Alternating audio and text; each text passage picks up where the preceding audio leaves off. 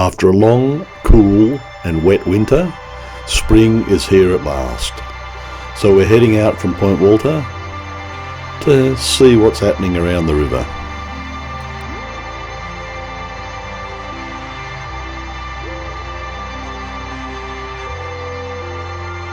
About 3 weeks ago, this yacht washed up onto the shore down here at Blackwall Reach.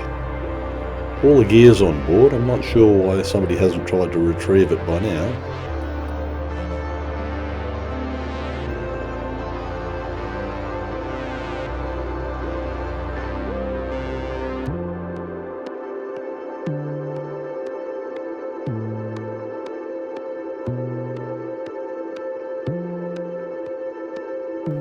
When we were kids, we called this pinnacle Hall's Head. It was always set as a challenge for some of the newbies to jump off there. And I do recall in the early days, lots of people drove their old cars over and into the river.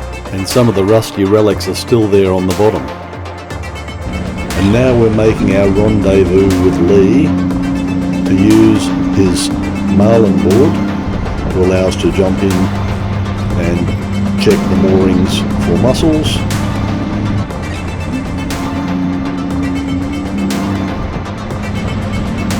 And now, thanks to Lee, we've got an amazing platform to launch off and get our mussels. Thank you, Lee.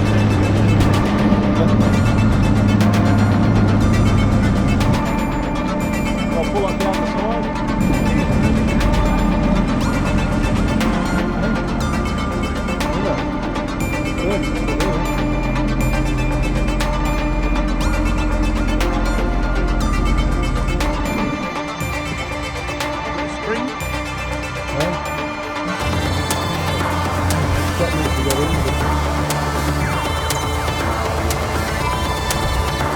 We have been really lucky to strike absolutely perfect conditions for today's aired adventure 547.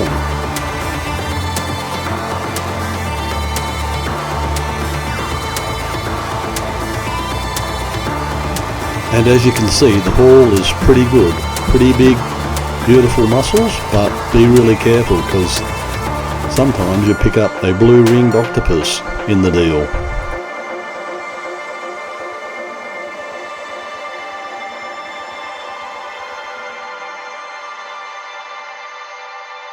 Now we're heading past South Perth Yacht Club down towards Canning Bridge, and as we were passing we noticed the dolphins busily scaring up some fish, and very effectively scaring them onto the rocks, and then the whole family moving in for breakfast.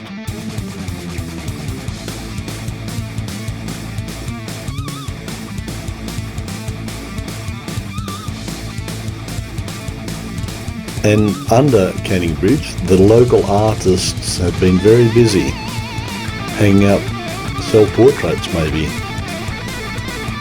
They've done a great job. Those pelicans always look like pterodactyls to me. I bet they're closely related.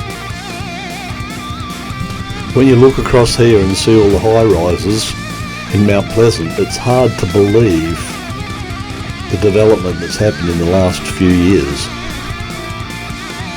You could almost mistake the skyline for Miami.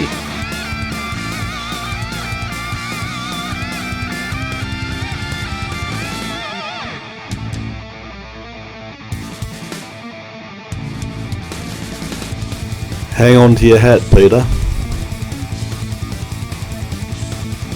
I think Peter must have heard that they were running low on Marmalade Jam, his favourite, at the Dome, so he had to get there before they ran out.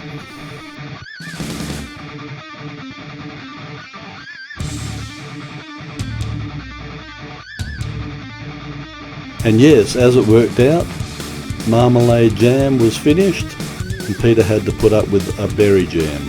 With no butter, of course.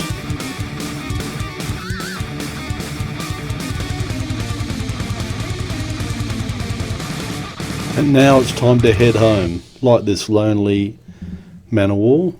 And we've got a really low tide, which has caught a few of the jellyfishes out.